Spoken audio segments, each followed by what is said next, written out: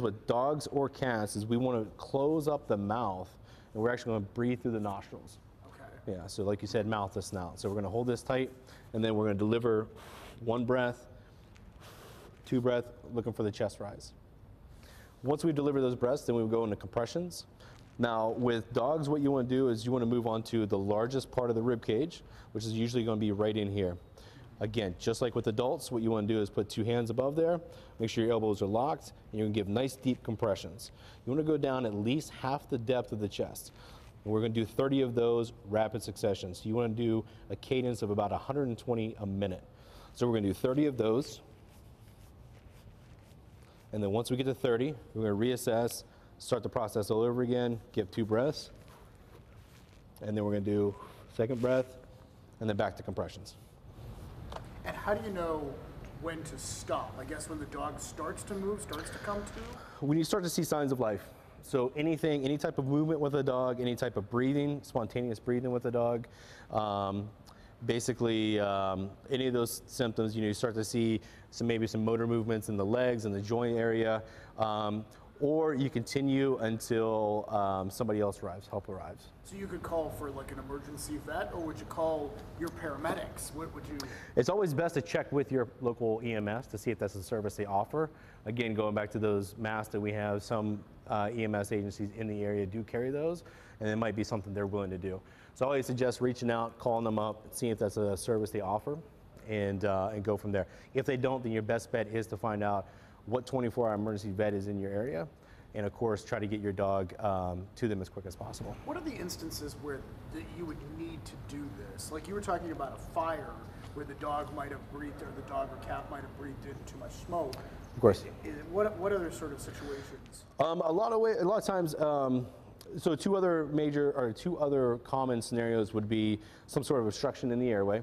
So they chewed on something, especially dogs left unattended at home, and maybe given something that should have been supervised but wasn't supervised, or they got into something. Anything that will clog up the airway, basically, obviously will cause them to stop breathing. As soon as they stop breathing, then shortly afterwards their heart will stop as well. So that's one instance. The other instance we see is with elderly dogs or dogs that already have some sort of ailment or issue with them. A good example of that would be something like congestive heart failure. We've seen that a couple times where dogs basically, their heart just gives out.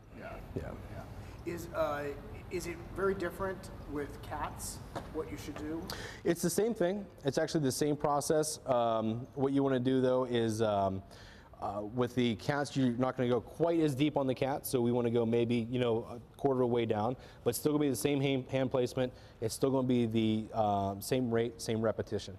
Now, if someone sees this and they're not able to attend a class, but they see some of this in our report, can they cause more harm by attempting to do this, or pretty much what you've said, if they get that down, they're okay? Just like with human CPR, basically, any help is going to be better than no help. Okay. Yeah, so it's going to be much better to attempt it and maybe cause a little bit of internal injury than not attempt it at all and then the dog pass away. So if your dog's not breathing, clearly, you need to begin this. I would definitely start getting a game plan together, figure out how you're going to get your dog transported to an emergency vet, and of course immediately start both compressions as well as delivering the breast for them as well. You're talking about a toy that maybe is stuffing or something that is stuffed in there. Do you do the Heimlich on your dog, or do you do this? You can do a modified version of Heimlich, which we'll discuss in the class, but it's basically going to be a little bit different of a hand placement. That one is a little bit different because it only works if there's that 100% blockage in there. And one of the ways you're going to be able to determine that is by checking the airway. So when you first get upon any type of pet and you notice they're not breathing, you certainly want to check the airway, make sure there's no obstruction. But sometimes you can't see it because it might be lodged further down. But check there first, because if you can remove that before you... Always.